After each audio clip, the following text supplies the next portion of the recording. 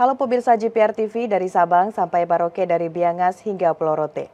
Bertemu lagi bersama saya Bona Azharenisak dalam program Juru Bicara. Pemirsa, percepatan pembangunan infrastruktur terus dikebut di era Presiden Joko Widodo. Berbagai kunjungan dan juga peresmian sejumlah infrastruktur utama acap kali dilakukan oleh Presiden Jokowi sejak pertama menjabat.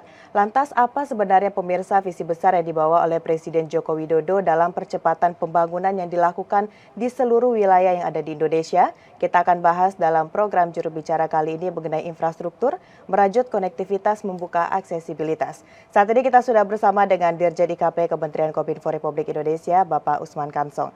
Assalamualaikum, selamat malam Pak Dirjen. Waalaikumsalam, selamat malam Mona. Baik, Pak Dirjen, ini kita membahas mengenai pembangunan infrastruktur di Indonesia. Kita sama-sama mengetahui bahwa saat ini pemerintah Indonesia sangat gencar melakukan berbagai pembangunan infrastruktur di seluruh pelosok wilayah yang ada di Indonesia. Namun Pak Dirjen, sebenarnya apa yang menjadi gagasan besar sehingga di era Presiden Joko Widodo ini diperlukan akselerasi pembangunan infrastruktur yang masif, Pak? Iya, jadi sebetulnya gagasan besar pembangunan infrastruktur adalah bukan cuma untuk infrastruktur itu sendiri ya, tetapi juga berhubungan dengan aspek-aspek lain ya di dalam kehidupan kita berbangsa dan bernegara, juga dalam hubungannya dengan negara lain. Ya misalnya gagasan besarnya antara lain dengan infrastruktur, maka kita akan bisa bersaing dengan negara lain. Dengan infrastruktur kita akan bisa bekerja, berbuat lebih cepat lagi. Karena kita berulang kali dikatakan oleh Presiden bahwa nanti bangsa yang maju adalah bangsa yang cepat begitu. Jadi kita ini berkompetisi dalam hal kecepatan. Nah, selain itu, infrastruktur sesungguhnya juga berhubungan dengan kultur atau budaya. Kita percaya ya ada satu teori yang mengatakan bahwa kemajuan satu bangsa itu ditentukan oleh istilahnya ini institusionalisasi politik ya.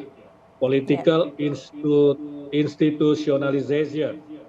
Artinya apa? Kalau dikaitkan dengan infrastruktur, bahwa kemajuan satu bangsa itu antara lain ditentukan oleh struktur dan infrastruktur. Ya, karena itu nanti struktur itu dan infrastruktur akan membentuk kultur, membentuk budaya kita. Ya, contohnya banyak saya kira. Dengan adanya MRT misalnya, maka budaya atau kultur jalan kaki itu akan tumbuh. Kultur tertib itu akan tumbuh. Ya, misalnya ketika kita memperbaiki infrastruktur kereta api kita, ini kultur tertib tumbuh. Orang masuk keluar pintu kereta itu tertib, tidak ada lagi yang naik di atap kereta misalnya seperti masa-masa lalu. Itu artinya apa? Yang namanya infrastruktur ini akan membentuk kultur kita begitu. Baik, tentunya di sini Pak Dirjen menyebutkan bahwa pembangunan infrastruktur tersebut bukan hanya membangun suatu sarana prasarana, tapi juga membangun kebudayaan atau kebiasaan yang lebih baik lagi di suatu daerah. Baik Pak Dirjen, Iya, ini juga bukan hanya membangun fisik ya, tetapi membangun juga budaya kita begitu. Baik Pak Dirjen. Selanjutnya kita mengetahui saat ini adalah masa pemulihan ekonomi dan dikatakan juga bahwa pembangunan infrastruktur ini akan membantu percepatan pemulihan ekonomi. Bagaimana hingga saat ini yang sudah dirasakan oleh Indonesia terkait dengan hal tersebut Pak Dirjen?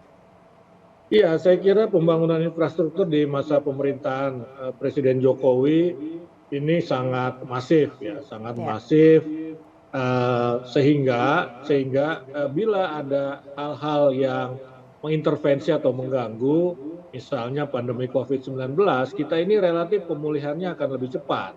Ya kenapa? Sudah ada infrastruktur yang tersedia. Misalnya apa? Infrastruktur rumah sakit, misalnya seperti itu ya.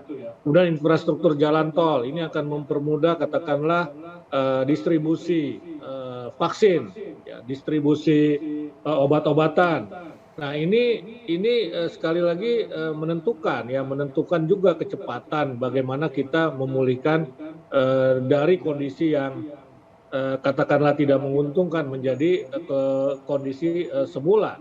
Dengan adanya infrastruktur bandara misalnya, proses impor vaksin ini bisa kita lakukan secara cepat begitu. Kemudian juga jangan lupa bahwa yang namanya struktur atau institusionalisasi politik ataupun infrastruktur itu termasuk di dalamnya adalah hukum ya, aturan, ya Ya. regulasi.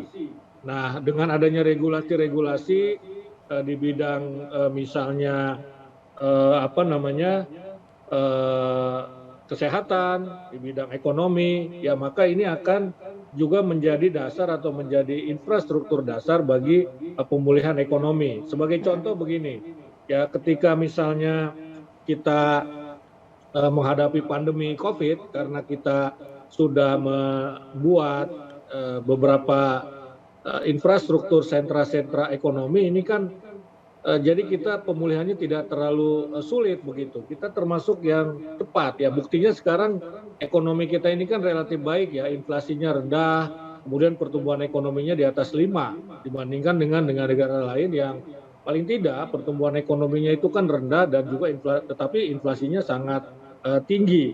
Nah, itu antara lain ditopang oleh infrastruktur kita yang sudah Oke. disiapkan oleh Presiden Jokowi dalam katakanlah 7-8 tahun sebelumnya begitu, 8 tahun lalu. Nah, sehingga kita siap dalam menghadapi berbagai guncangan-guncangan ekonomi maupun guncangan di bidang kesehatan begitu. Nah, kira-kira itu artinya apa? Pemulihan ekonomi di Indonesia yang terganggu akibat pandemi COVID-19 ini bisa kita pulihkan secara lebih cepat karena infrastrukturnya sudah kita siapkan begitu, sudah tersedia.